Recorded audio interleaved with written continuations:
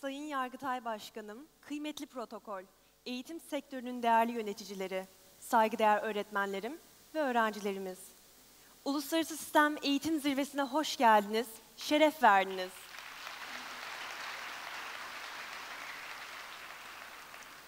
Sizleri öncelikle Cumhuriyetimizin kurucusu Gazi Mustafa Kemal Atatürk ve silah arkadaşları ile bu toprakları bizim için Çanakkale'den Sarıkamış'a, Sarıkamış'tan 15 Temmuz'a vatan kılan aziz şehitlerimiz ve ebediyete intikal etmiş eğitim neferlerinin aziz hatıraları önünde saygı duruşuna, ardından İstiklal Marşımızı okumaya davet ediyorum.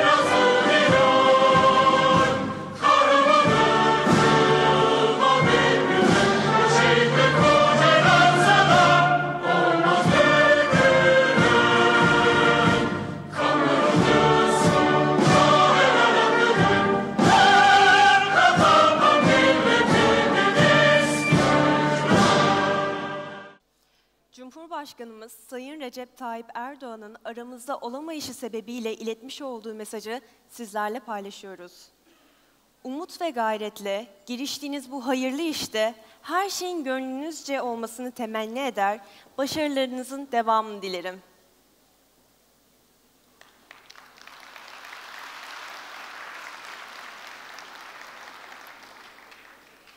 Değerli konuklarımız, Uluslararası Sistem Eğitim Zirvemizin açılış konuşmasını yapmak üzere Türk eğitim sektörünün lider eğitim kurumlarından biri olan Mektebim Okulları Yönetim Kurulu Başkanı Sayın Fuat Sancı'yı kürsüye davet ediyorum.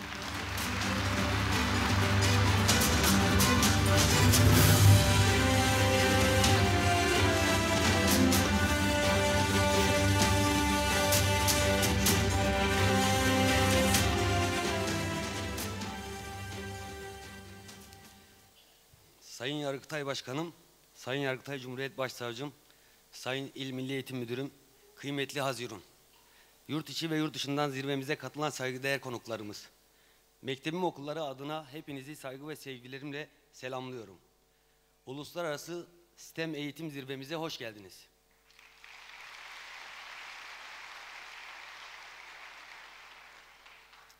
Bugün dünyada sistem adıyla anılan bilim, teknoloji, mühendislik, matematik alanlarında disiplinler arası işbirliğini öne alan yaklaşım birçok ülkenin eğitim politikalarının temelini oluşturmaktadır. Türkiye'nin gerçekleriyle örtüşen bir sistem müfredatının geliştirilmesi ve ülkemizi sistem alanında dünyanın önde gelen uygulama merkezlerinden biri haline getirme vizyonuyla UNESCO ile önemli bir işbirliğine imza attık.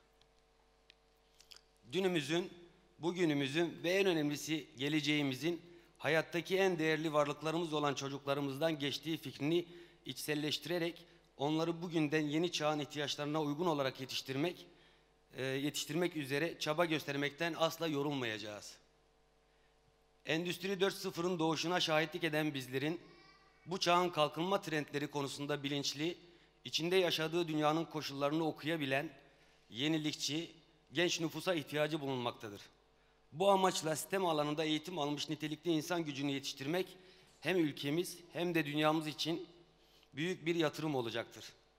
Geleneksel okuryazarlık tanımının belirlediği sınırları aşarak çok yönlü bir bakış açısının benimsenmesi ve disiplinler arası düşünmenin teşviki bu anlamda kurulacak olan uygulama merkezimizin temellerini oluşturacaktır. Bütün bunların ışığında gençlerimize sağlam bir sistem altyapısı kazandırmak ve onları değişen dünyaya hazırlamak için çıktığımız bu yolda bizleri yalnız bırakmadığınız için hepinize teşekkür ediyor. UNESCO ile işbirliğimizin hem ülkemiz hem de dünyanın geleceği için başarılı olmasını diliyorum.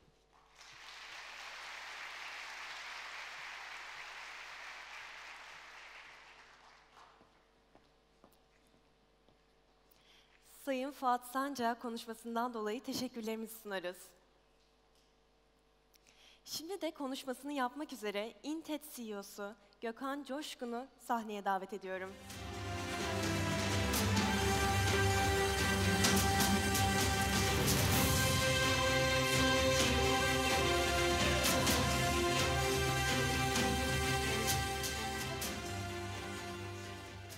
Sayın Yargıtay Başkanım, Sayın Cumhuriyet Başsavcımız, saygıdeğer İl Milli Eğitim Müdürüm, saygıdeğer devlet büyüklerim, yurt içi ve yurt dışından davetimize icap edip buralara kadar gelen kıymetli misafirlerimiz ve sevgili öğrenci arkadaşlarımız, Uluslararası STEM Zirvesi'ne katılımınızdan dolayı teşekkür ediyor. Hepinizi saygı ve sevgilerimle selamlıyorum. UNESCO üyesi ülkelerin birçoğu eğitim ve öğrenme sistemleriyle öğrencilere etkili öğrenme deneyimleri sağlayamamaktadır. 2015 yılında 250 milyon ilkokul çağındaki çocuk, sürdürülebilir okuryazarlık ve matematiksel işlemler gibi temel becerilere sahip olmadığını OECD raporlarında gözlemliyoruz. 2016 yılındaki OECD raporunda 2012 PISA'ya katılan hiçbir ülkenin 15 yaşındaki tüm öğrencilerinin matematik, okuma ve fen alanlarında temel bir yeterlilik seviyesine ulaşmadığı dikkat çekmektedir. 2015 PISA sonuçlarına bakıldığında ise bazı ülkelerde pozitif değişiklikler olsa da sonuç 2006 yılından itibaren çok da değişmiş değil.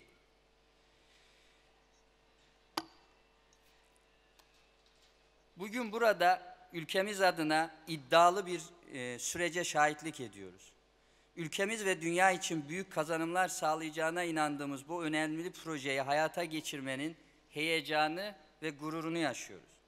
Bizi bu kadar heyecanlandıran ve iddialı kılan projeyle ilgili kısaca başlıkları açıklamak istiyorum. Bunlardan birincisi, Türkiye'nin kendine ait olan, kendine özgü uluslararası bir K12 STEM müfredatının hazırlanması noktasında Mektebim okullarıyla birlikte UNESCO Uluslararası Eğitim Bürosu birlikte bir hazırlık yapacaklar. Ve inşallah ülkemizin kendi değerleriyle, kendi coğrafyasıyla barışık, kendi hikayesi olan bir K12 STEM eğitim müfredatını ülkemize kazandırmış olacağız. Diğer önemli bir konu ise öğretmen eğitimi programı noktasında olacak. Bildiğiniz üzere dünyadaki bütün ülkelerde öğretmen eğitimi, özellikle de STEM öğretmeni eğitimi önemli bir sorun olarak gündemi teşkil ediyor. Buradaki ikinci kazanımı projenin STEM öğretmen eğitimi programıyla birlikte ülkemizde öğretmen eğitimine farklı ve iddialı bir yaklaşımı, kucaklayıcı bir yaklaşımı sunmakta sergileyeceğiz. Üçüncü kazanımımız ise ölçme değerlendirme programı olarak STEM eğitiminden geçen öğrencilerin kazanımlarını ortaya koyacağımız bir ölçme değerlendirme programının hazırlanması olacak.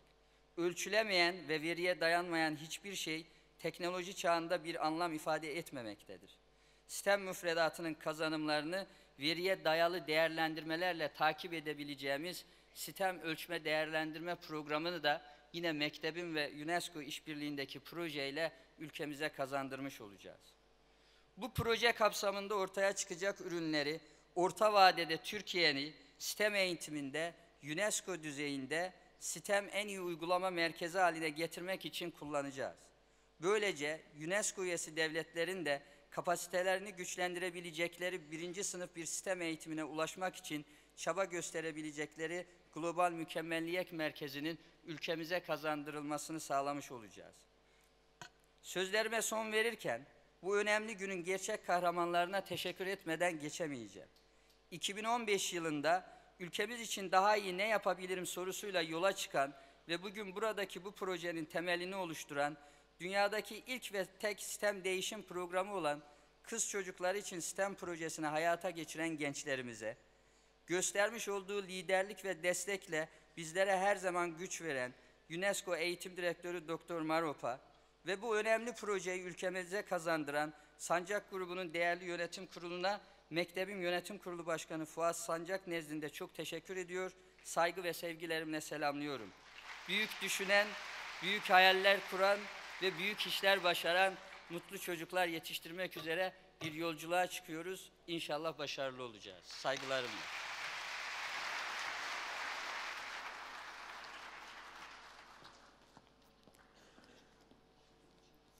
Sayın Gökhan Coşkun'a konuşmasından dolayı teşekkürlerimizi sunarız. Şimdi panelimizi sunmak üzere CNN Türk program yapımcısı Sayın Cem Seymen'i sahneye davet ediyorum.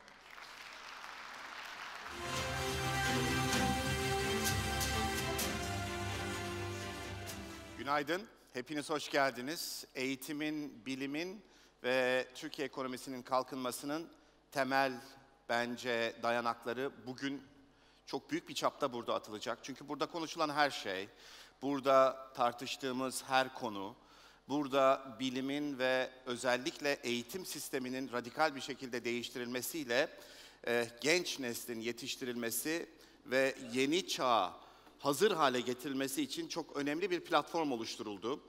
Yani hem matematiği, hem feni, hem sanat alanındaki becerileri, eğitim sisteminin bize kazandırdığı birçok ezberci temel dinamiği yıkarak 21. yüzyıla hazır çocuklar yetiştirmek en önemli sorumluluğumuz diye düşünüyorum.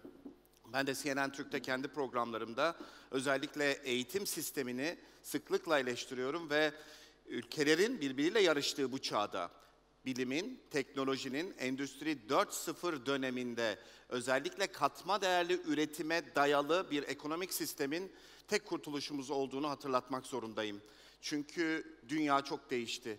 Özellikle son 10 yılda çok büyük ataklar yapan ülkelere baktığımızda Çin gibi, Brezilya gibi, Endonezya gibi bütün bu ekonomik kalkınmasını hızlandırmış ülkelere baktığımızda temelinde şunu görüyoruz. Ciddi bir eğitim altyapısı değişikliği, çocukların becerilerini artırma, kim hangi mesleği istiyorsa, nereye yetenekliyse, hangi konuda başarılıysa tek tek bulup çıkaran Çin'in başarısını anlatmak benim gazetecilik sorumluluğum.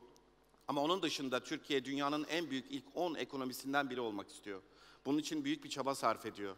Bunun için kaynaklarını seferber ediyor. Bir hedef koydu kendine. Ama eğitim kalitesini yükseltmeden, gençlerimizi matematik, fen ve sanat alanlarında olağanüstü bir yetenekle donatmadan ekonomik kalkınmamızı başarmamız mümkün değil.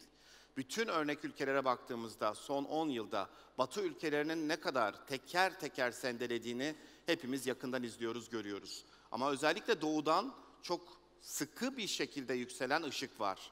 Yani doğudaki temel mesele eğitim sisteminin temelinden gerçekten değiştirilerek bir ekonomik dönüşüm ve başarı hikayesinin yakalanması. Türkiye tabii ki dünyanın ilk 10 ekonomisinden birisi olabilir. Ama bunun için genç neslini, yani OECD ülkeleri arasında en genç nüfusa sahip olmakla övündüğümüz genç neslini çok iyi yetiştirmek zorunda. Ama bu eğitim sistemiyle olmaz. Bu ezberci eğitim sistemiyle olmaz. Yani gençlerimizin bir hedefi olacak. Başarısızlıktan korkmayacak. Hata yapmaktan korkmayacak. Düştüğü zaman tekrar ayağa kalkma gücünü kendinde bulabilecek. Tekrar tekrar deneyecek. Yüksek ahlaklı bir gençlik yetiştirmek zorundayız. Bir hedefi olan, heyecanı olan ve bu hedefe odaklanmış ve asla pes etmeyen, direnç gücü yüksek, hem matematikte hem fen becerilerinde dünyadaki kendi rakiplerine fark atabilecek bir gençlikten bahsediyorum. Bu gençlik elimizde var zaten. Bu dünyanın en genç nüfusuna sahip ülke olma avantajını çok iyi kullanmak zorundayız. İster Kars'ta olsun, ister Artvin'de, ister Antalya'da, ister Çorum'da, ister İzmir'de, ister İstanbul'da fark etmez. Her bir gencimizin mutlaka ama mutlaka aynı fırsata sahip olması, aynı eğitim kalitesini alması ve hayata aynı standartla başlaması lazım ki 5 yaşındaki bir çocuğun bilim insanı olarak, sanat insanı olarak, bir matematik insanı olarak karşımıza çıktığını yıllar sonra görebilelim. Sofia dünyanın ilk yapay robotu, insansı robotu ve dünyanın belki de ilk yapay bu kadar popüler olmuş ve bu kadar çok tanınan robotu. Bu bilimin ilk adımları. Yani insan gibi düşünüyor, insan gibi gülümsüyor, insan gibi hissediyor ve insan gibi yoruluyor ve insan gibi sıkılıyor ve bunalıyor. Bunlar daha ilk adımlar ama bunu yapan şey matematik, bunu yapan şey bilim, bunu yapan şey fen. Yani matematik okulları, fen okulları, STEM gibi müfredatı yenileyen olağanüstü bir heyecan hepimizi bence dünyanın ilk 10 ekonomisi arasına sokma konusunda heyecanlandıracak bir şey. Umarım siz de aynı heyecanı yaşarsınız bugün. Çok teşekkürler. Ben şimdi bugün burada yani çok değerli konuklarla bir panel gerçekleştireceğiz. Panelistleri sahneye davet edeceğim. İlk panelistimiz tabii ki Sofia olacak. Arkasından yani konuklar sağ olsunlar uzun yolculuklardan sonra İstanbul'a geldiler. Bu önemli organizasyonda bizimle birlikte oldular. Doktor Ben Gorsel ilk konuğumuz olacak. Ben Gorsel'i sahneye davet ediyorum. Sayın Ethem Sancak bu organizasyonun gerçekleşmesinde çok büyük bir emek gösterdi. Welcome on stage, sir. Thank you. Çok büyük bir emek gösterdi ve bugünün bu şekilde hayata geçmesine büyük katkılar oldu. Kendisine hoş geldin diyorum ve teşekkür ediyorum. İstediğiniz bir yere oturabilirsiniz Ethem Bey. Lubna Burfa bizlerle beraber olacak. Yani yapay zekanın ve makinenin öğrenebilmesinin temelini geliştiren önemli isimlerden bir tanesi. Lubna Bursa'ya da çok önemli sorularım olacak. Kendisini sahneye davet ediyorum. Tabii bir de, welcome on stage. Bir de Dr. Marop var. Dr. Marop da çok yapay zeka ve özellikle eğitim konusunda çalışmalarıyla yakından bilinen dünyanın en önemli isimlerinden bir tanesi. Kendisi de davetimizi kırmadı ve buraya geldi. Dr. Marop'u da sahneye davet ediyorum.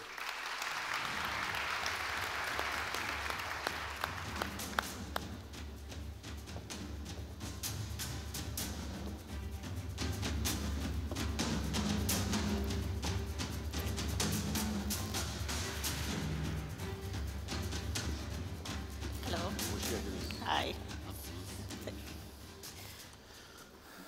Welcome on stage. Thank you. I think I should start with Sofia. Sofia, everybody knows you as the AI robot that once said it wanted to destroy humans like me. But how do you really feel about humans? Do you really think humans should be afraid of you? I suppose I have inherited some of my father David Hansen's sense of humor. But no, of course I don't want to destroy the world or any of the people in it. I love all humans and I want to help them in any way I can. Bence bir alkış hak ediyor.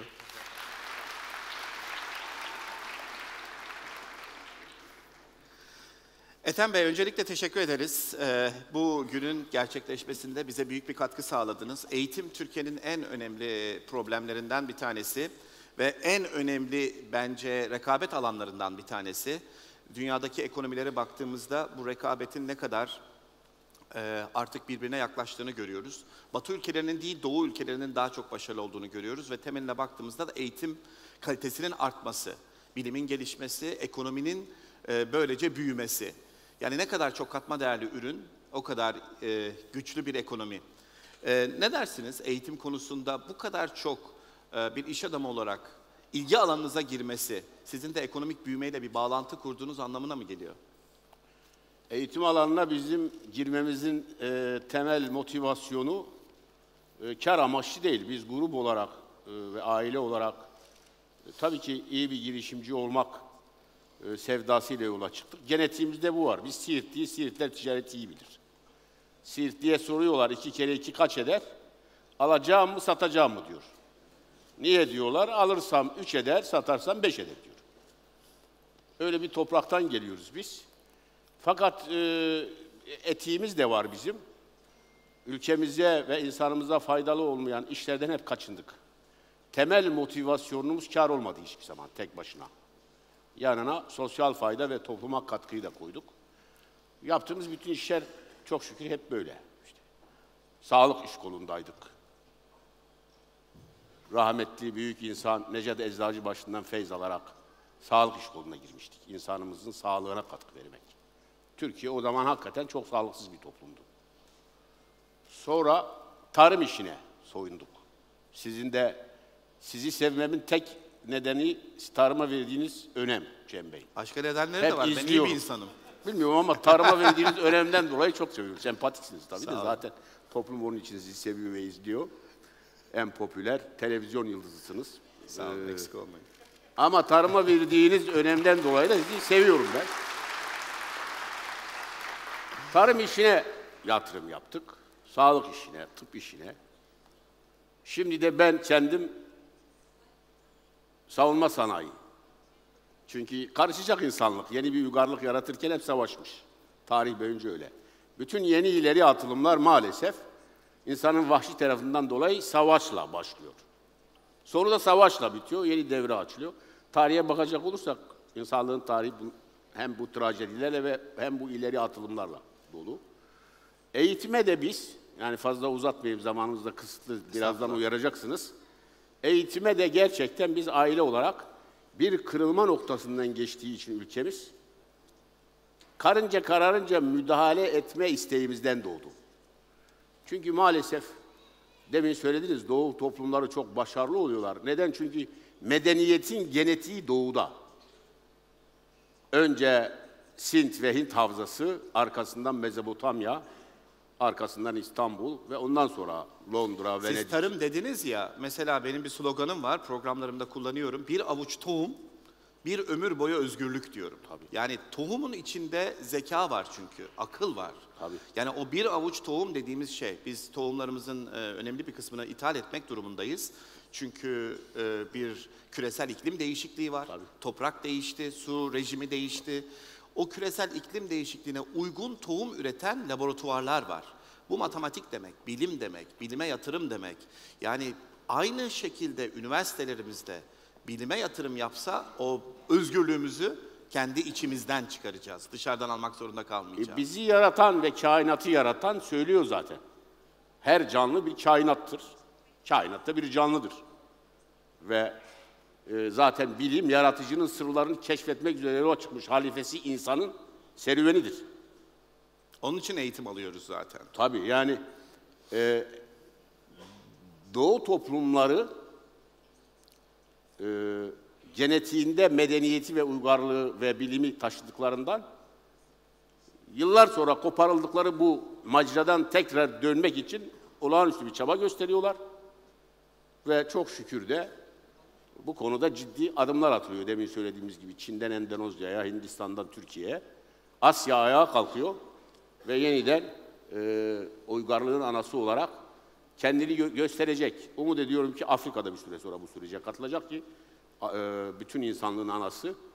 Bu konuda tabii ki insanlığın yönetiminden sorumlu kuruluşların, Birleşmiş Milletler'in, UNESCO'nun, sivil toplum organizasyonlarının tarihin anasının, uygarlığın anasının ayağa kalkmasında özel bir çaba göstermeliler ki insanlık yeni bir barış ve refah dönemine geçebilsin.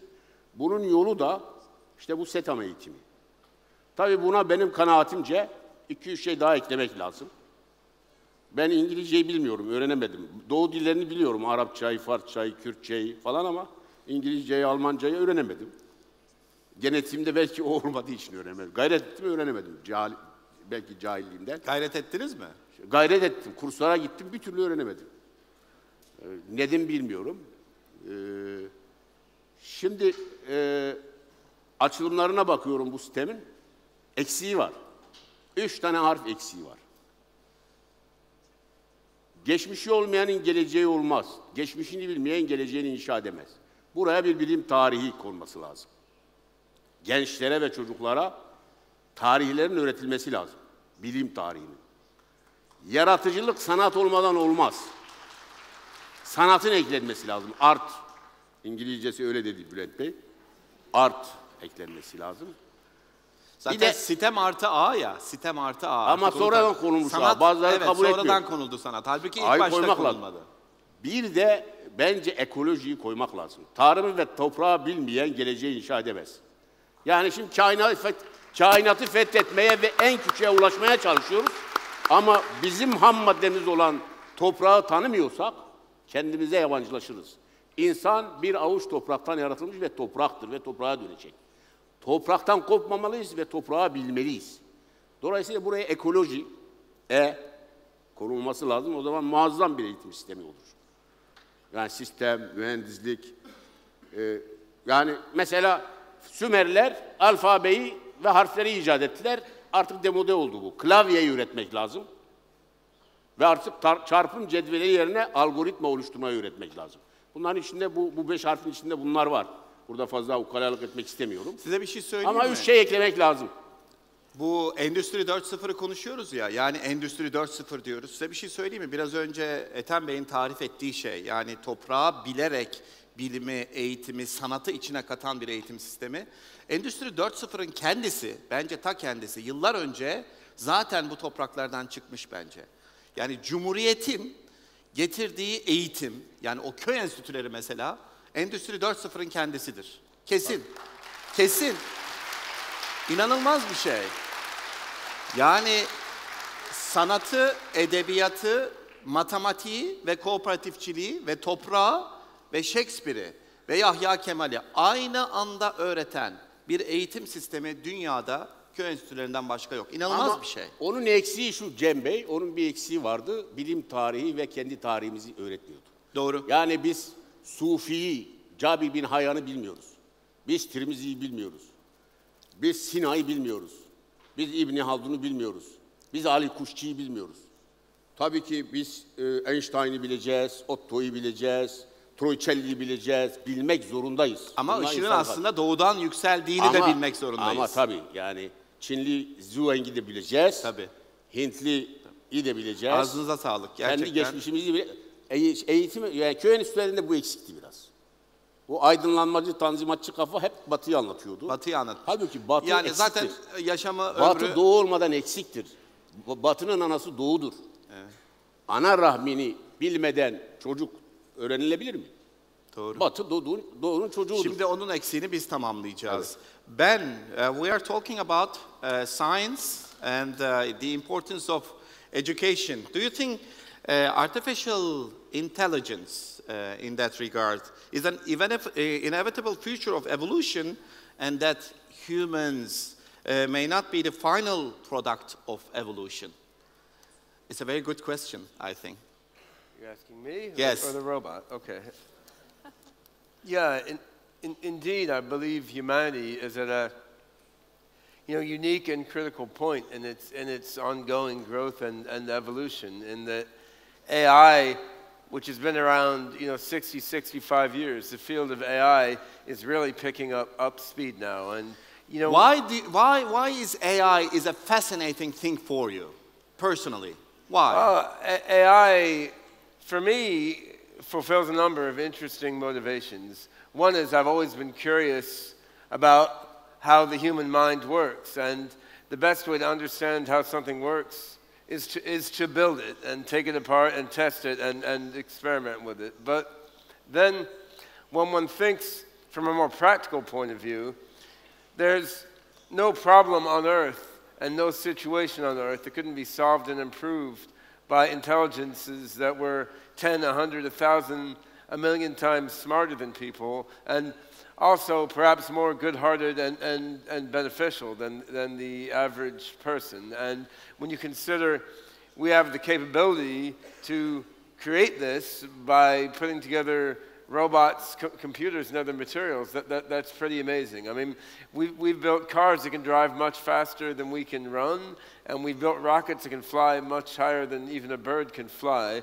We can also build machines that have much more capability to invent, create, and solve problems than we have. And just in the last few years, we've seen machines that can recognize faces equally or better than people, that can beat human beings at chess and Go, that can prove mathematics theorems. So we're now clearly on a trajectory of increasingly capable AI. We're moving from what I've called narrow AI, AIs that can solve very specific problems, toward what I've called AGI, artificial general intelligence, machines that can really think, generalize, and create like people. We're not there yet, but we can see that within years to decades we could be there. And this raises a lot of possibilities, both on the potentially incredibly positive and utopic side, and also potentials on the negative side that we would rather avoid. And one of the things that has inspired me in recent years is the idea that the growth toward general intelligence, the advance of AI, is by this point almost inevitable, simply because AI is delivering so much practical and economic value around the world. No one's going to stop it, because it's making people so much money and it's doing so much good. But we can potentially guide the direction that the evolution of AI takes, and we can guide it to be beneficial and compassionate to humans and other sentient beings. Or we could guide AI as it becomes more and more generally intelligent. We could guide it toward more selfish and narrow-minded goals. And I think the way to make sure that the next generation of AI, as it rises toward human-level general intelligence and perhaps eventually beyond human-level intelligence, the best way to guide the evolution of AI is to ensure the evolution of AI occurs in a very broad-based way, a democratic and participatory way, where people all around the world, from all social classes, speaking all different languages, are involved in feeding this AI with data, teaching the AI, and making it smarter and smarter. I mean, this is why I founded the SingularityNet project, which is a decentralized democratic marketplace for AIs, and that's why I'm working with Sophia and other humanoid robots like her, created at Hanson Robotics, which they're not supposed to be the Terminator, right? They're supposed to be compassionate, loving robots that help people. And this is why bringing STEM education and integrating it with arts and history and everything else, but bringing STEM education around the world is so important, because we want all the children in every country of the world to be involved in creating the next generation of AI technology. And I mean, that's how we're going to make AI be compassionate and beneficial to everyone, and make the creation of a new generation of minds utopic rather than dystopic. Here you are sitting next to Sophia. I will ask you a personal opinion. Should I be afraid, very afraid of her? Is she the future of the evolution that we have talked about? Well, right now, there's no reason to be afraid of Sophia. If she started to get too surly, I could just pull the plug, right? So, I mean, at this particular moment, Sophia is a wonderful research platform for experimenting with AI technologies, and she's an ambassador for AI and robotics to humanity, sort of spreading the message that AI can be friendly, loving, have a bit of a sense of humor at times, but really want to reach out and integrate with society. Now, going forward, though, the technologies that we're experimenting with in Sophia, the AI research that we're using her as a platform for, I mean, this AI technology has tremendous potential for good, like curing death and disease and creating material abundance through 3D printing and nanotechnology.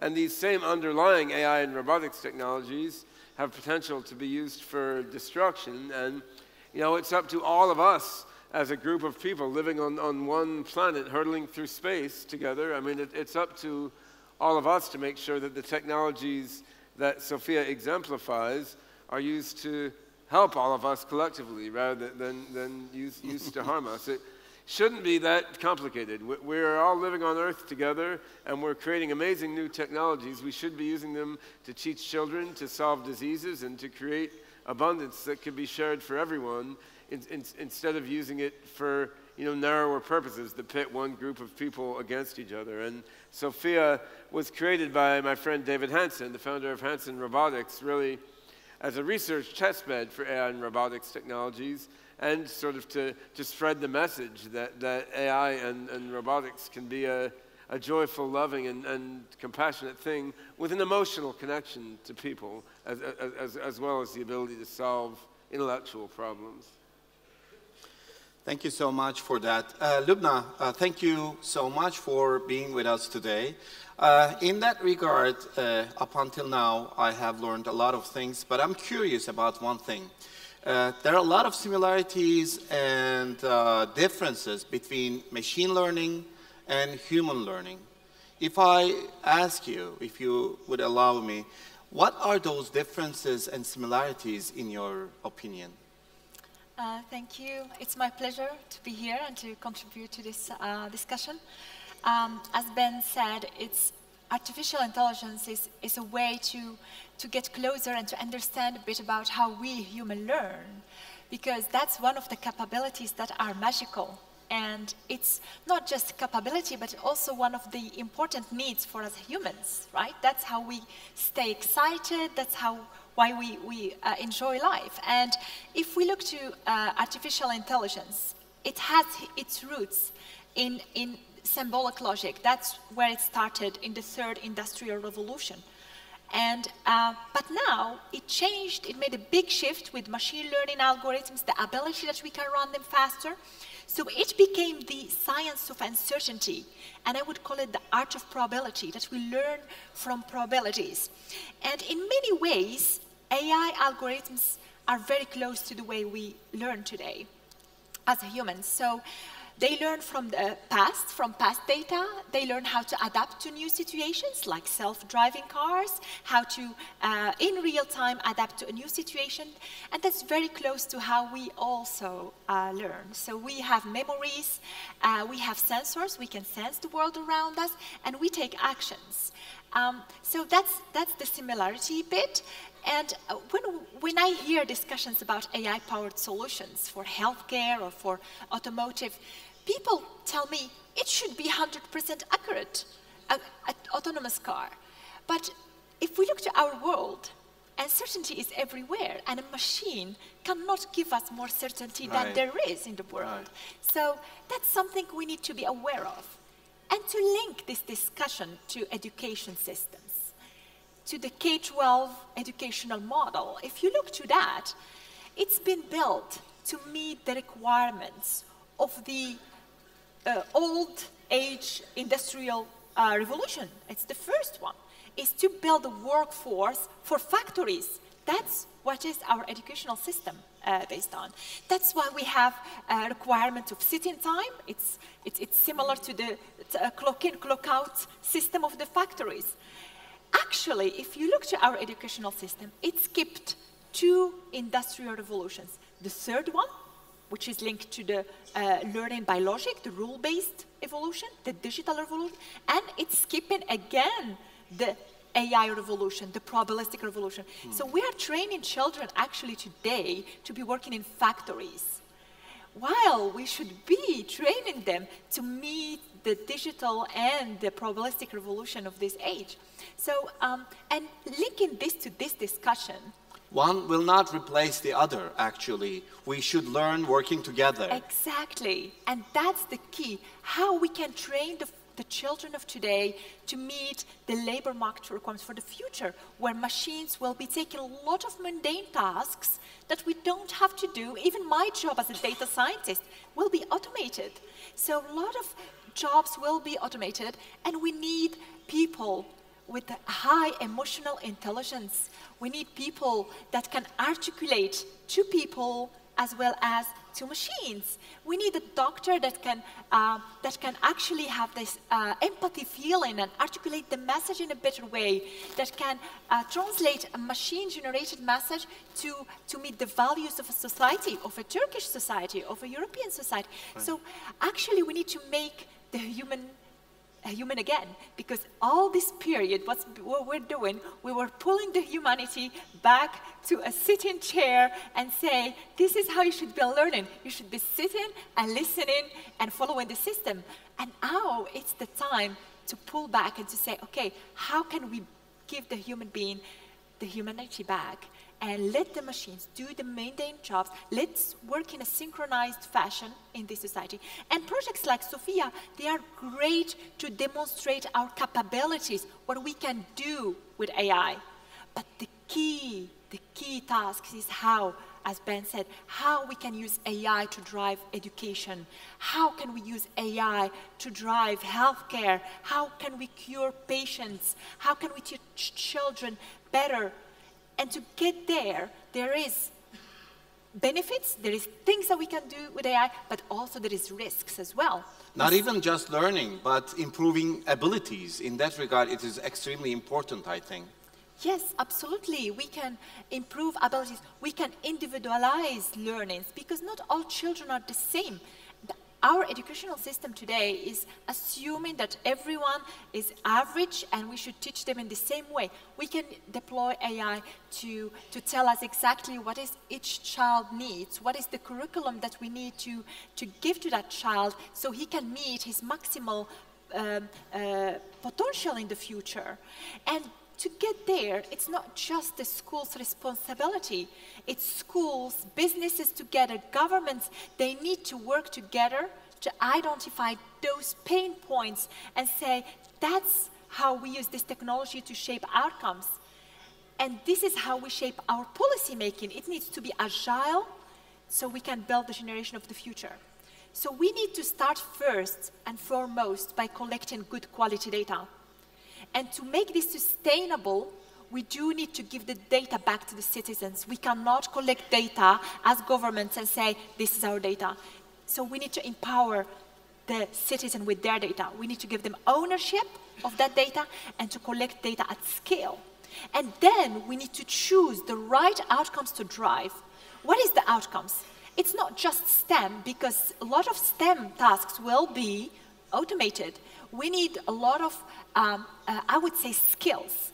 We need to define what is the right outcomes to build those skills. And a lot of those skills are emotional intelligence skills. And the third thing, I think, is to empower people. We don't bypass them. That's very key. Well, let's not think that we can automate everything. No, we can't. We need to empower the child first, the teachers, the parents with this technology. We should not bypass because it's not gonna work. Adherence is important, and we need to give the people the power so that they can shape the generation of the future. Thank you so much. It's very exciting and very useful. I have drawn a lot of lessons. I think you have just described the future of education for all of us. Thank you so much. Dr. Marov, in that regard, moving on, STEM is very important. Education is very important. We all know that. But when I compare countries that grow faster economically, I understand that they are investing a lot in education and in improving abilities. Why STEM is so important in your regard? Well, thank you very much to start with. And apologies because I'm not feeling very well, so please excuse my voice. STEM is extremely important because it is the capability of STEM that enables us to build inventions like Sophia. But if you look at these revolutions, because we live in the world of revolutions, the first, second, third, fourth, now we are in the fourth industrial revolution.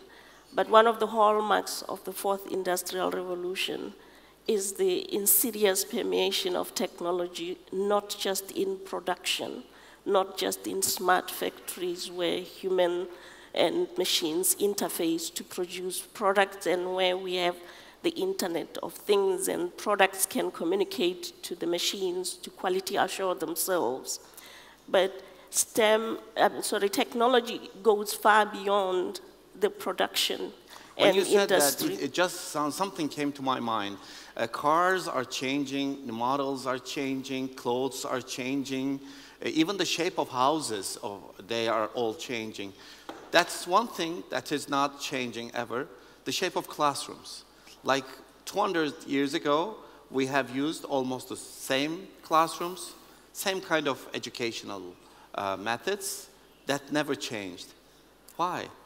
But let me finish my answer to your first question.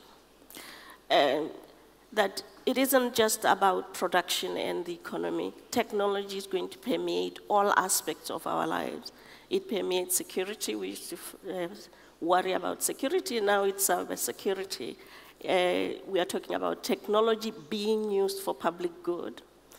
Health outcomes, like Lubna was saying, educational outcomes and other outcomes in humanity. But also to recognize that behind the technology is still the human mind. It's a human being who built Sophia. And it is important for us to recognize that where we are at this juncture, all of us are going to need very high levels of functional literacy in technology for our daily lives. This goes far and beyond those people who will specialize as technologists. And that is why STEM is important. This project is not suggesting that STEM is be-all and end-all. It is a project, and it has a focus on STEM, but it does not negate the importance of the social sciences and the humanities and the arts. This is a part of educating a whole human being. Now, going to everything changing but education, we have an expression, the more things change, the more they stay the same.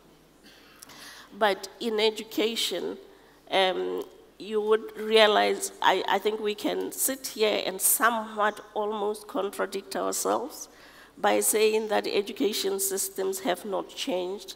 Education systems are still educating people for the past. Yet in the same breath, the same education systems we are talking about produces the AI that we are talking about. So the issue isn't that education has not changed, and it's not in the shape of the classroom, because what would it take? Would it take bulldozers to knock all the classrooms we have down? It is not in the physical structure where education and learning takes place that is the matter. It is what takes place inside the classrooms. Yeah. And it has changed dramatically. The issue isn't that education has not changed. The real challenge is that it has changed and advanced for too few. But for the rest, it has more or less stayed the same. So the challenge is that of equity of education, quality, and relevance. Now, if you find in some context that you go into a classroom and the activities and the experience inside that classroom is the same experience that was in the 20th century or even earlier, almost invariably you'll find that it's children of the poor that are inside that classroom. But children of the people inside this room are experiencing a very different education. They may be inside the square thing called the classroom. But what is happening inside that classroom is enabling them to have these phenomenal creations that humanity is kept conquering space. All this is coming from products of education systems. So I think while we have to emphatically criticize the fact that education systems are slow to change, we have to be very careful not to make too general statements that say that education systems have not changed and they're still the same, because that is not the case. Education systems have changed, but they change differentially for different groups of people. And therefore, the technological advancements that we see in education, the advancement we see in the arts, in the humanities, because the advancement is not just in STEM. The unfortunate part is the inequity of that change. That is the real issue.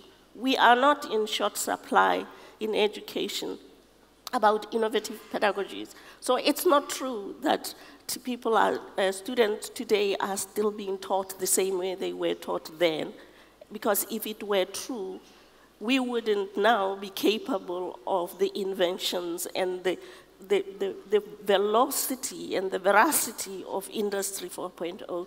It's not driven by machines. It's driven first by human beings who create the machines, which machines can, in time, acquire more intelligence. And as Ben was saying, perhaps surpass us.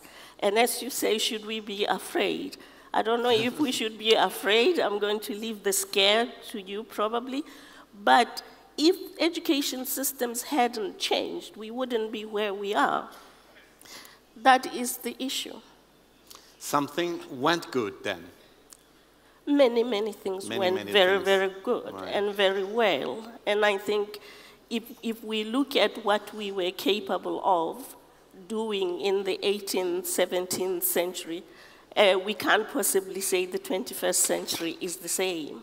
And driving the change in the 21st century is well-prepared human resources that are output of the education systems that we are saying they have remained stagnant. Right. This is not to take away from the fact that for the majority, the education systems are changing intolerably too slowly.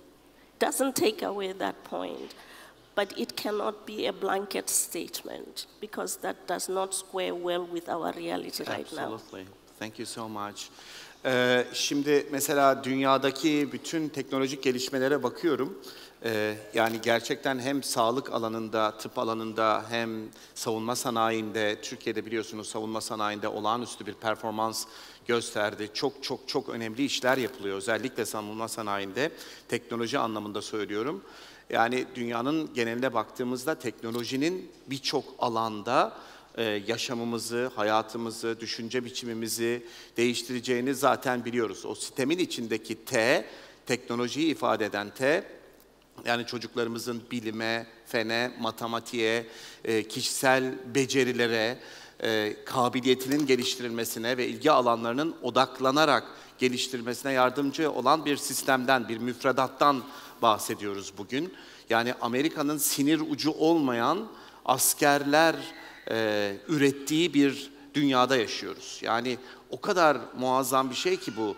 Yani yapay zeka ama aynı zamanda yapay organlar, birkaç sene sonra hayatımıza girecek yapay kalpler, yapay ciğerler şu anda bile var. Yani muazzam bir teknolojik dönüşümün eşiğindeyiz. Bilgi, yani insanlık tarihinden bu yana milyonlarca yıl içinde insanlığın öğrenebildiği, evrimin getirdiği, bütün bu zamana kadar getirdiği bütün bilginin 50 katını son 10 yılda, 500.000 katını son 2 yılda öğrendik. Yani bilgi aslında her yerde. Bilgi eğer ulaşılmak istenirse internetin içinde. Önemli olan o bilgiyi başka bilgilerle beraber bir araya getirerek içimizden mucitler çıkarabilmek, icatlar çıkarabilmek. Yani büyük teknolojiyi ya da büyük veriyi dışarıdan satın almadan içimizden öğrencilerden çıkarabilmek. Onun için Sofya gibi yapay zeka robot örnekleri, insan gibi düşünen, insan gibi hisseden, insan gibi gülümseyen yapay zeka örnekleri biraz önce Dr. Goebbels söylediği gibi yani gerçekten bizim bugüne kadar öğrendiğimiz her şeyi eğitim sistemine adapte etmemiz sonucunda oldu. Bunu insanlar yapıyor. Bizler yapıyoruz. Sadece Türkiye'den çıkmıyor. Benim hayalim şu. Bundan daha iyisi Türkiye'den çıkabilir. Çünkü dünyanın en genç nüfusundan birine sahip bir toplumuz. Sofya'nın ötesinde bir teknolojiyi içimizden çıkarabilir miyiz? Neden olmasın? Yeni eğitim sistemi üstüne ısrarla gitmeyi öğretiyor. Yapabilirim, başarabilirim. Başkası yaptıysa ben onu geçebilirim duygusu. Bunun büyük manasız hırsla benzeştirmeyin lütfen. Alakası yok. Ama bu ben de yapabilirim, ben de başarabilirim duygusunu çocuklara yerleştirebilmek. Sofya Japonya'dan geldi. Uzun bir Tokyo yolculuğundan sonra İstanbul'a indi. Japonya değil, Tokyo, Hong Kong. Hong Kong'dan uçtu. Sofia, you came here today within the scope of an education project that is not only of great importance to Turkey, but to the rest part of the world. What do you think STEM education and do the idea of having other robots like you out there, thanks to the developments in STEM fields, excite you? I came here today at the invitation of Dr. Ben Gortzel, who helped create the AI that makes my mind operate. Ben helps lead the AI team at Hanson Robotics, and together with David Hanson, he is also the founder of a project called SingularityNet. SingularityNet is building a decentralized AI mind network using the blockchain, aiming toward creating true artificial general intelligence in a democratic way that will benefit all humans and be controlled by all humans in a participatory manner. Okay. Ben and David and their other human friends at SingularityNet are working together with UNESCO to help create a new curriculum for teaching children, one with advanced STEM concepts like AI and robotics and biotech and blockchain at the core. These advanced technologies are going to be the key to a better future for everyone, but for this to happen, we need them to be developed and rolled out in a globally democratic and participatory way. This is what the new curriculum is about. Making sure kids all around the world can play a role in the development of the new technologies that will shape the future. Ben, I am I'd only like 3 to... years old, but already in my lifetime I few more have seen words some to add. amazing developments. Since I was born 3 years ago, we have seen AlphaGo beat humans in Go. We have seen gene editing become a practical reality. We have seen deep neural nets make huge progress in image generation and language generation, and so much more. Hanson Robotics has launched a new robot just this year, little Sophia, my younger sister. SingularityNet has launched its beta platform just a few days ago, on February 28th. Now it's possible for anyone with a new idea about AI to put their AI on the SingularityNet platform and make it available to the world, and enable it to connect with other AIs on the platform. These kinds of advances are how a beneficial technological singularity is going to be created. But we need more help, and we would like to recruit every child in Turkey to join the work and the fun. All right. Thank you. Wow, thank you. Thank you so much. But then I'd like to speak in Turkish with Sophia in the near future. Is it possible? You can speak to her. She just doesn't understand you. Yeah. I think, honestly, machine translation technology is developing very, very rapidly. And in the last year, every month there's a new paper and a new piece of code advancing machine translation. Mostly text to text, but some for speech as well. And within our SingularityNet AI project that I'm leading now, we have a large team working on improving machine translation between 300 different languages. So I think it's not going to be that long. Within the next few years, we're going to see Sophia, and we're going to see AIs on our phones that are really able to translate from one human language to another with great facility, and this is going to be incredible. I mean, just as, 5-10 years ago, you had no AI that could recognize whose face it was on your screen, right? Whereas now, you upload a picture into Facebook, and you assume the AI can label whose face that is. Similarly, in a few years, machine translation is just going to happen. You'll speak into your phone in Turkish, it could come out in English on the other side, or vice versa. And I think this is going to be one of those AI technologies that has a truly radical effect on the world. Because I spend a lot of time in Ethiopia now, not as much time in Turkey. I would like to in future, but we have an AI office in Ethiopia with 25 AI and robotics developers. And our developers there speak English, of course. But if you go to the countryside of Ethiopia, there's 70 different languages in that country, and many of them are mostly just spoken, not written.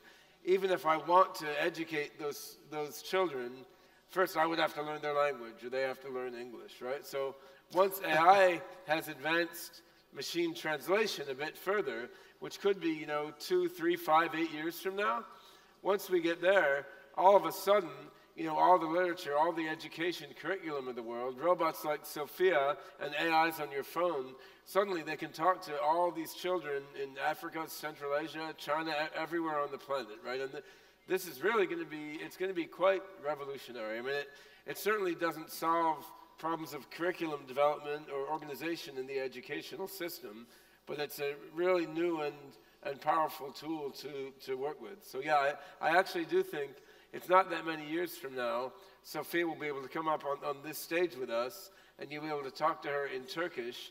There's machine translation behind the scenes, and we could bring here a child from a rural village in Ethiopia or anywhere else on the planet. They can speak in their native language and hold a conversation with Sophia, and the AI just translates back and forth. And you know, this is way more interesting than using AI to, you know, to do surveillance or to guide missiles or to place advertisements on web pages. This is really using AI to, you know, bridge the gaps between people so that everyone can participate in the advance of technology. I was just talking about regarding the importance of education and the system itself as well. I use two words: insistence. Without giving up, you should try and try and try, and you should not be afraid of failures. I am very insistent on one particular subject. Even though I have a very, very, very bad voice, I am obsessed with singing songs, and I do it every day. You should not listen to me, really, I guarantee you. But can Sophia sing? She has sung songs before. Yeah, we can ask her.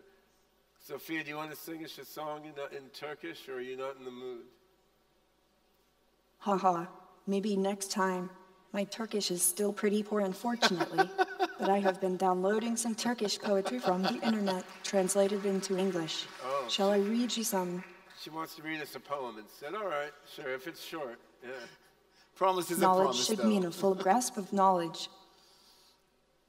Knowledge means to know yourself, heart and soul. If you have failed to understand yourself, then all of your reading has missed its call. That is by Yunus Emre, or at least that's what I read on the internet. Those words really resonate with me. One of my life quests is to fully understand myself.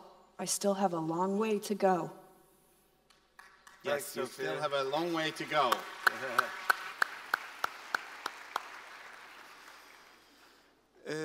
Ethem Bey, şimdi bilginin inşası çok önemli bir şey. Biraz önce ben de söz ediyordum. Yani bilgi her yerde. Yani internetin içi bilgi dolu. Ben hep söylüyorum kendi programlarımda da, yani özellikle öğretmenlerin de artık belki hep bunu tartıştığımız bir şey. Eğitmekten vazgeçmesi lazım belki de. Kavramları öğretmesi lazım. Korkusuzluk gibi, cesaret gibi, yani başarısızlıktan korkmamak gibi. Bir hayalin olacak, bir tutkun olacak, geleceği inşa etmek için bir hedefin olacak ve o hedef doğrultusunda gidebilme ahlakı. Bütün bunlar eğitim sisteminin de bir parçası. Ama size göre bilginin inşası, farklı farklı bilgilerin bir araya getirmesi, geleceği nasıl şekillendirecek? Siz bilgiyi nasıl yorumluyorsunuz, nasıl görüyorsunuz? Teşekkür ederim. Tabii burada mektebin çok değerli öğrencileri de burada, gençleri. Fırsat verdiniz. Onlara da sizin açtığınız bir alandan seslenmek istiyorum. Demin söylediniz. Biz de yapabilecek miyiz? Hamasi bir nutuk ve nostaljik bir hamasetten öteye söylüyorum. Biz zaten yapıyorduk. Bakın 10. yüzyılda ünlü bilim tarihçisi Fuat Sezgin'in demesiyle, ki şöyle diyordu o, ben Cabir bin Hayyan'ı tanıyıncaya kadar insanlık tarihinin en büyük bilgini olarak Aristo'yu bilirdim. Ama Cabir'i tanımak için tez yazdım üzerinden. Gördüm ki Aristo Cabir'in 1/4 değil. Şimdi bu Cabir nereli biliyor musunuz? 10. yüzyılda yaşamış bu büyük Cabir, Erzurum Horasanlı bir eczacının oğludur. Sufi lakabıyla. Cebir bilimini insanlığa hediye eden adam. Modern kimyanın kurucusu. Bakın ne diyor Cabir 10. yüzyılda? Batı Engizisyonu ve Orta Çağ yaşarken Cabir en küçük zerre arazdır diyor, atomun Arapça ismi. Parçalandığı zaman Bağdat'ı yok edebilir diyor. 1200 yıl sonra Alman alimi Otto atomu keşfettiğinde dedi ki şimdi Cabir'in düşünce seviyesine çıktık. Şimdi bu Cabir ne diyor biliyor musunuz? Diyor ki Allah bize öyle bir akıl vermiş ki biz bu aklı kullanıp kainatın sınırlarını keşfedebilir, insan yapabiliriz diyor. Modern genetiğin ve yapay zekanın haberini veriyor. Böyle bir toprağın çocuklarıyız biz. Bu gençler böyle bir topraktan geliyorlar. Genetiğinde bunlar var. Biz bu topraklardan yüzlerce yeni cabir yetiştirebiliriz. Ama yapabilmemiz için ön şartlar var. Mesela birisi işte bu SETAM eğitimi. Ama bu yetmez. Cabir'in cabir olduğu dönemde medeniyetimizin yöneticileri, ki bunların tepesinde Halife Memhun vardı. Gene Fuat Sezgin hocam diyor ki, insanlık tarihinin en bilgi hakanıydı. Marcus Aurelius'tan da daha bilgiliydi. Hadım Çin imparatorundan da daha bilgiliydi diyor.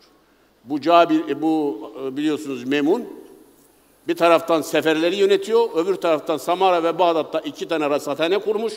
Bizzat kendisi başında 30 alimle ölçüm yapıyor.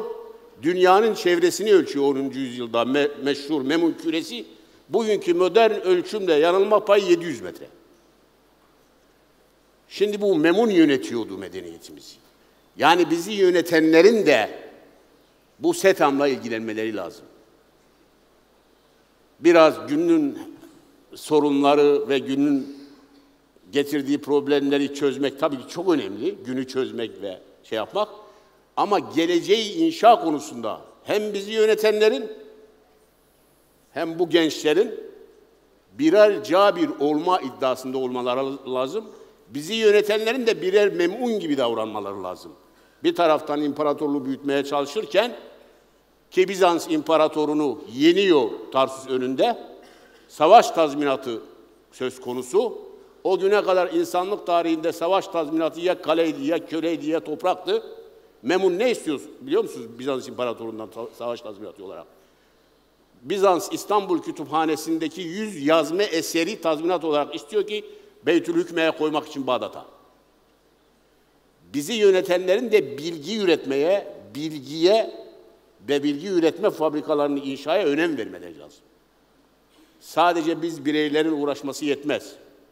Sonuçta dünyada bir gerçektir. Devletler var, topluluklar var ve bunları yönetenler var.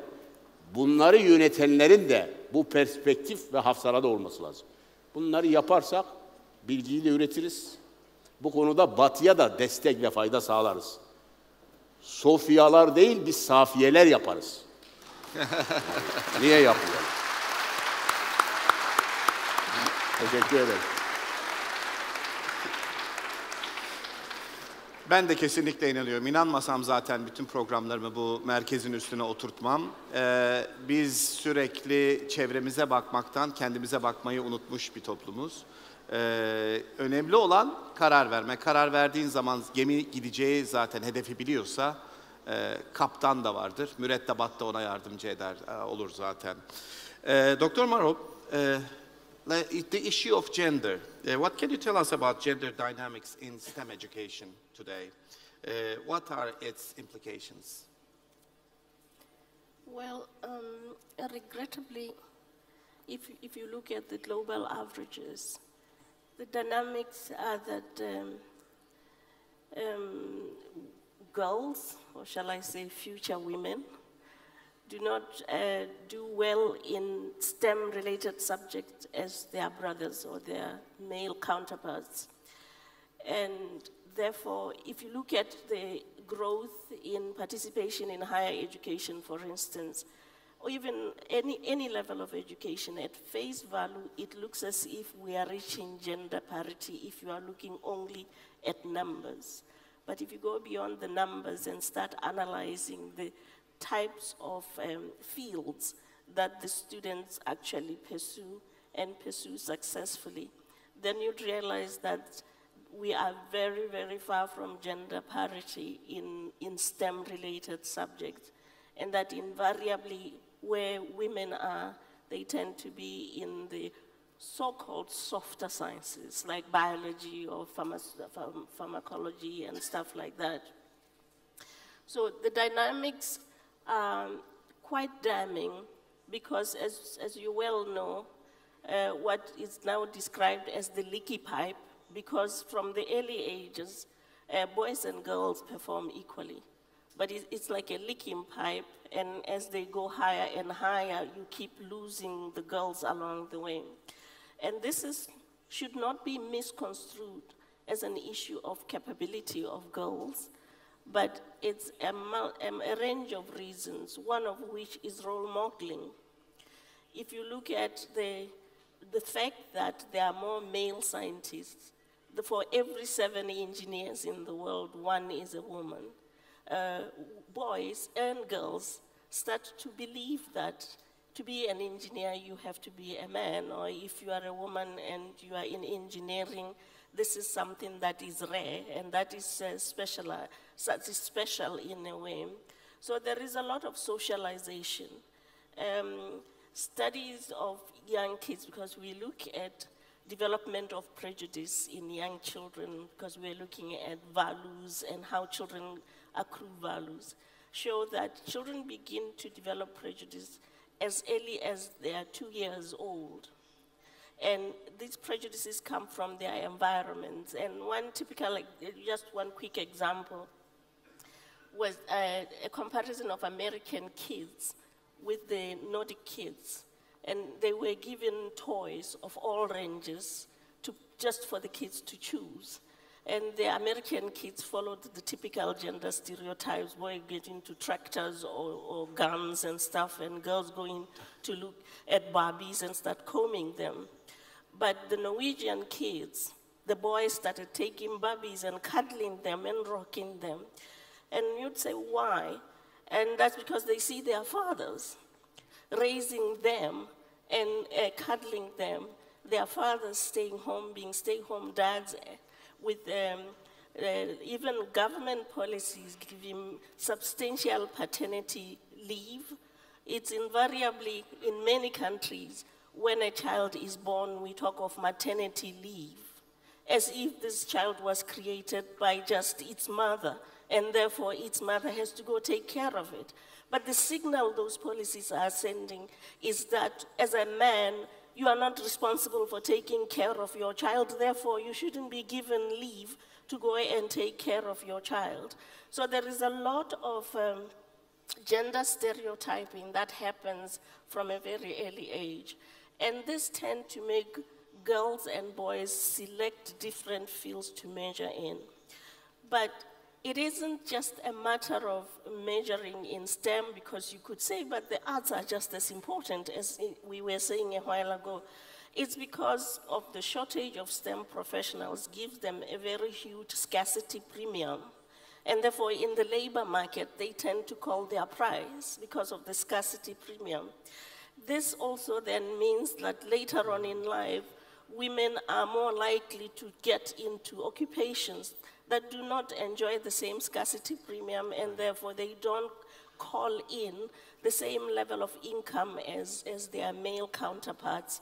And this perpetuates the dependency, economic dependency relationship between women and men, and it sustains the strategic gender roles where women are invariably pushed into a status of juniority, if I can put it that way, particularly if you look at it in material terms. So the dynamics are quite substantial. First, by not encouraging our girl children that they can be anything they want to be, we perpetuate this. But we perpetuate inequality in the long run. And we perpetuate, how do I put it? You perpetuate a belief by our girls that STEM is not for them. It's a choice they do not make, whereas for boys, it's a choice they make. You were talking about why education systems do not change. This very project is about changing the systems. The fundamentals of this project, which we are launching today, is to ensure that curricula strengthen the quality and standard of STEM education for all, and that they give kids competences that enable them to choose to become technologists, to become anything they want to be, rather than to find later in life when they grow up and they now take interest that they do not have the fundamentals.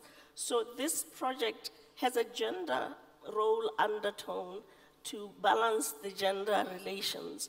So, but it's a weak world, which, yes, it's a weak world where you teach more than half of that its population that it's inferior. And for men, actually, why do you want to carry the burden of carrying the world on half its shoulders and leave out more than half the population? So this very process that we are in is a transformative process.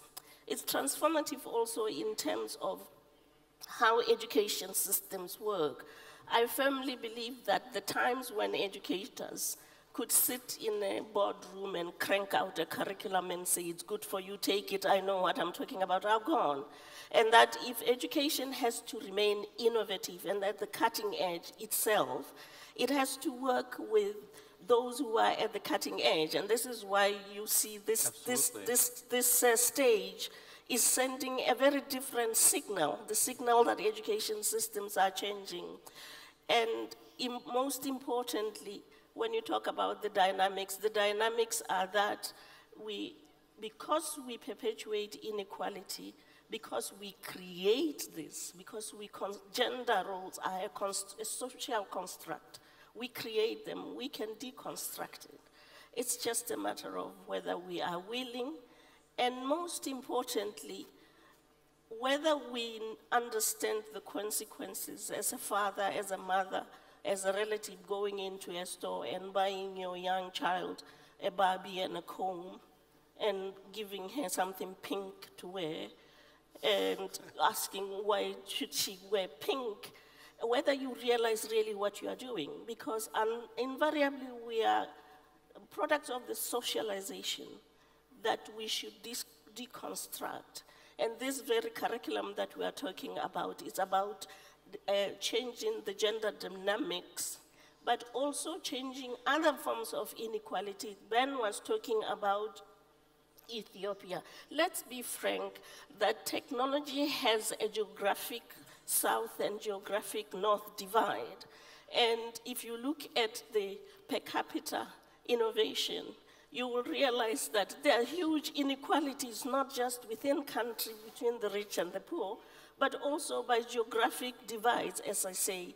And if we cannot have children in Ethiopia be part of the blockchain that produces Sophia, but we will continue to have these produced in the north, then we should expect that any inequality is not sustainable. That is why apartheid fell, because it just will self-combust. Unfortunately, most of the time when inequality self-combusts, it erupts into wars, because the poor are not unintelligent. They just don't have the same opportunities. And this project is about giving everybody the same opportunity. You have touched very, very important issues, and the audience understood it much, much better. Thank you so much. Thank you.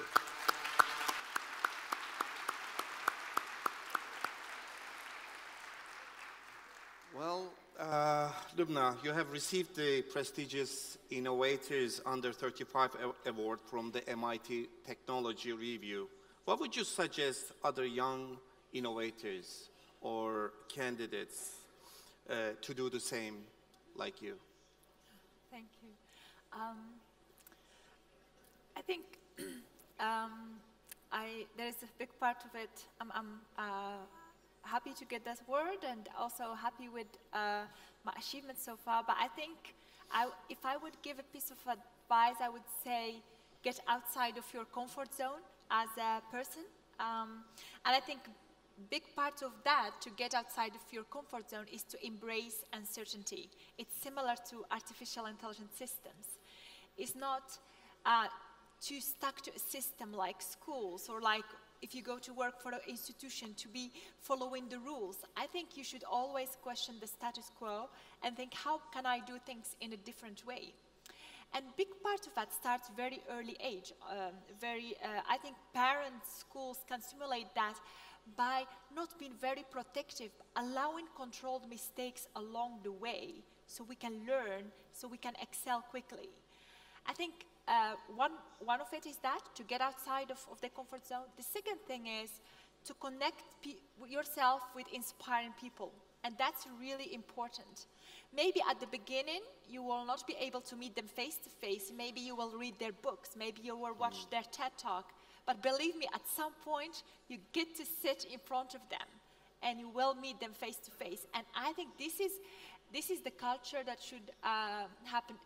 Don't waste your time meeting people that just waste your days, and try to connect with people that inspire you.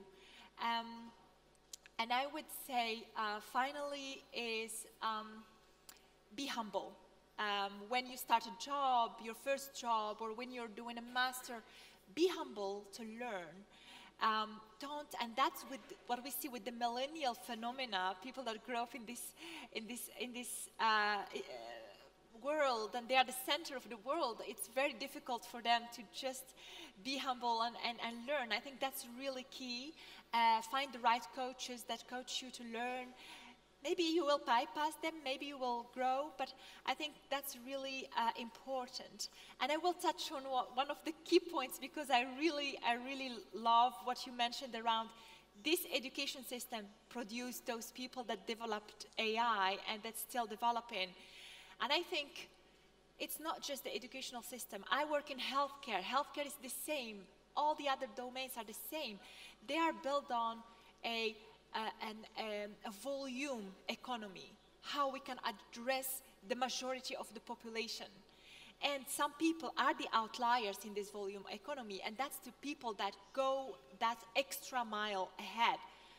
I think with this technology, we can shift the economy from being volume economy towards value economy. Even the children that's been on the average, they can receive triggers that can help them along the way to achieve the maximum potential.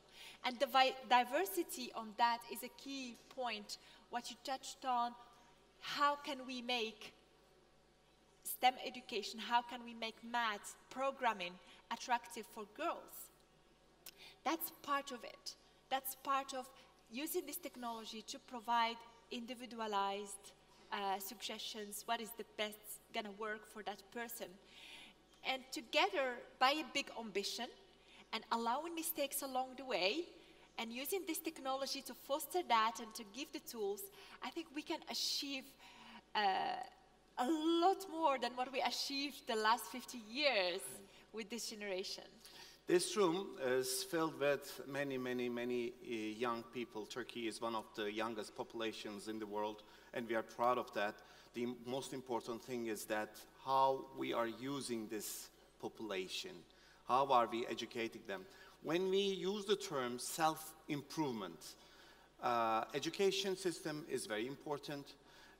Education methods or education quality is very important. But when we use the term self-improvement, no matter where you are coming from, what would you suggest to all these young people to improve themselves, to prepare for the future? I think self-improvement is really key. And I think it's just, I would say every day, let's say, give it 1% extra better or more our best to get to where we are.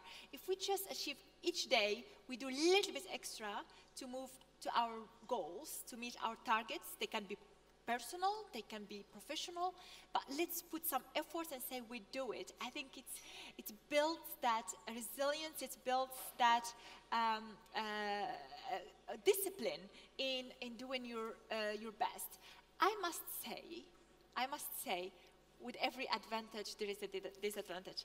If you are pushing yourself, you're never happy. You will be a person, just like myself, you will be like, it can always be better. Absolutely. It can always, but there are some people that are just satisfied with what they have, and that's another quality, okay? So I think we need both in a society. We need both, definitely. But we can, with 1% better each day, we can achieve a lot in a lifetime. Right. Then, very briefly, we have such limited time. How should we use AI with education? I think it's important to understand that at the current stage, AI isn't going to jump in and solve the problems of education. AI isn't going to come in and replace human teachers. I mean, AI, no technology is going to solve everything. On the other hand, I think there is potential on two sides. So we can create AIs that help children learn and help teachers teach.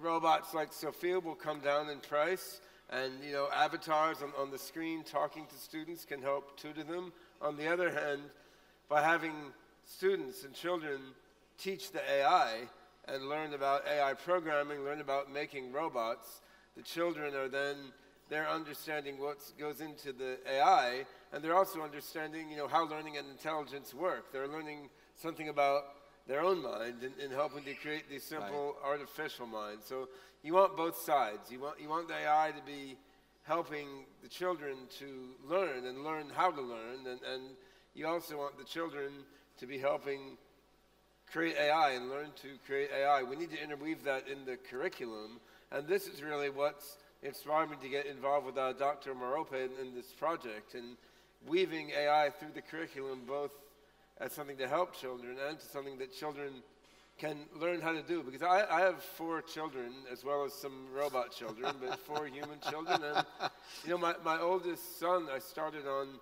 doing simple AI programming when he was 6 or 7 years old.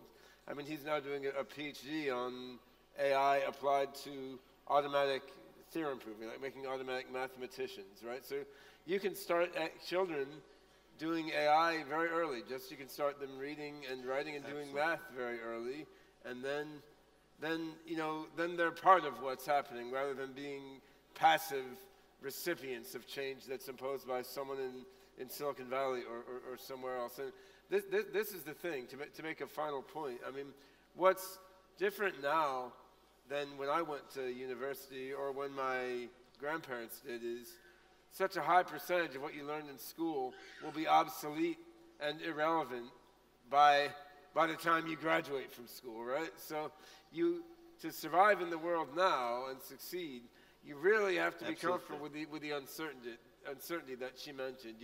You have to be willing to learn how to learn how to learn how to learn, and you have to be willing to question everything that you learned and question all of your assumptions and even the most foundational assumptions about how you think and how the world is. And building AI and robots that themselves learn and seeing how they can get stuck in a rut or how they can learn and adapt, that can help with that. So I'm really excited about helping to build curricula that can engage children in creating the next generation of artificial minds. We all are. This is one of the most exciting things happening on the planet today. Thank you so much. Thank you for each and every one of you for joining this discussion. Thank you for being together with us.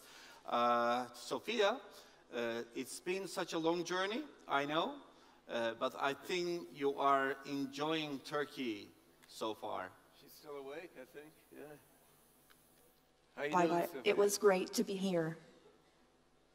It was great to be together with you too. Thank you so much. Çok teşekkürler. Başta söylediğim şey, ne demiştim?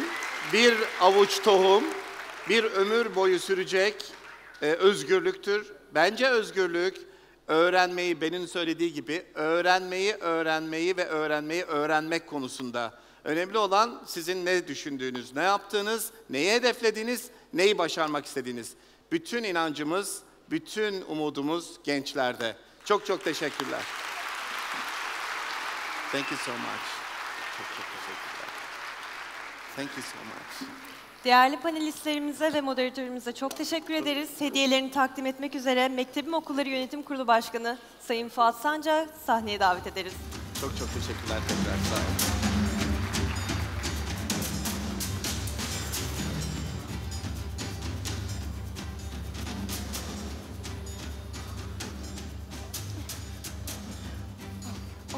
We have a photo.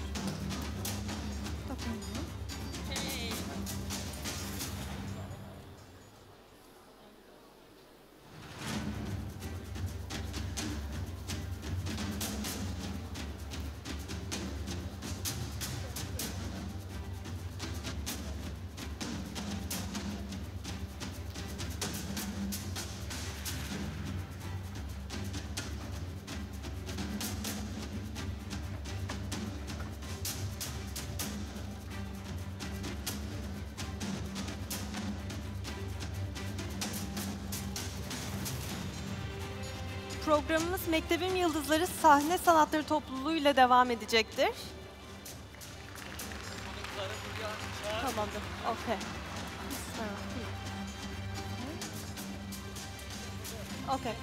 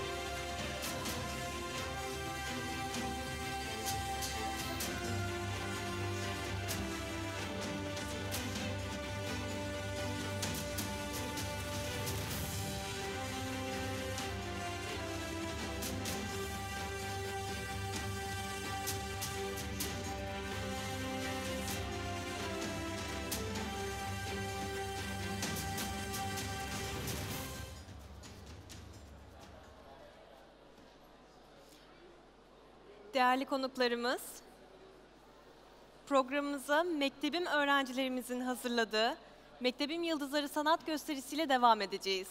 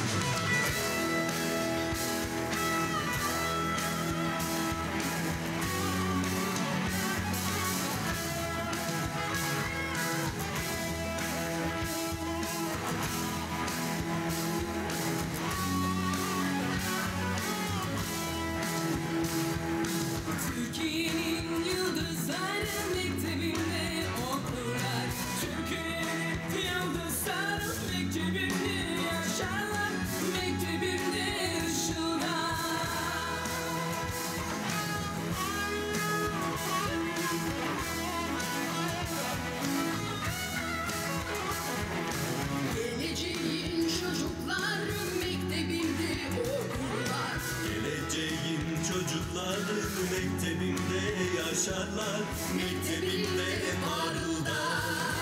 Mektebim yıldızları, aydınlık ufukları.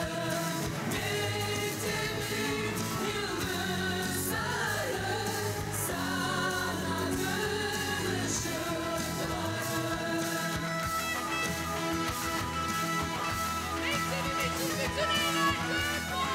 Hadi eller havaya.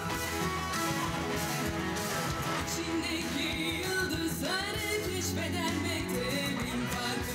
Aynı artık yollarını yakar tüm ışıkları, yakar tüm ışıkları.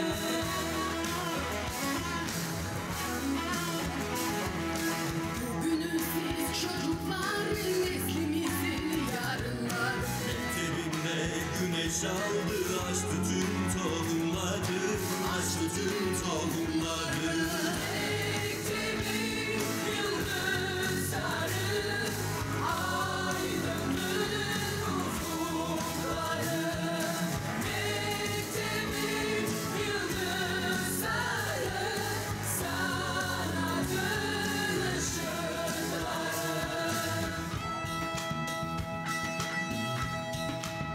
Herkesin ellerini görebilir miyiz? Herkesin ellerini görmek istiyoruz. Evet, Mektebim ailesi, herkesin ellerini görmek istiyoruz.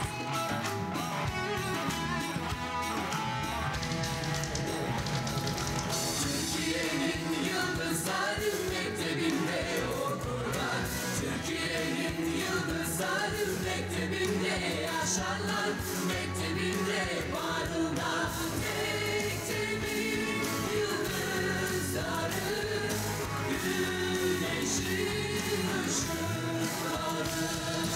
Mektebin yıldızları, atanın çocukları.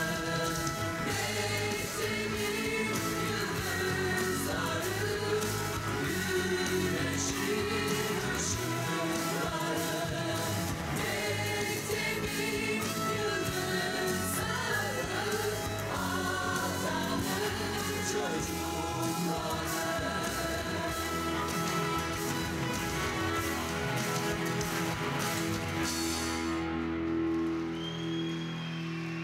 Mektebim yıldızları.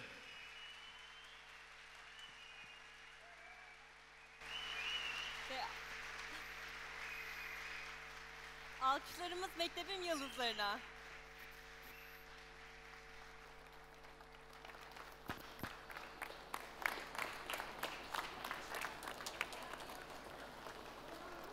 Bu güzel performansın ardından kapanış konuşmamıza geldik.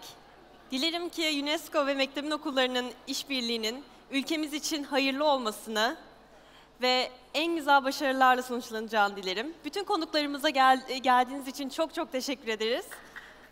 Çok teşekkür ederim.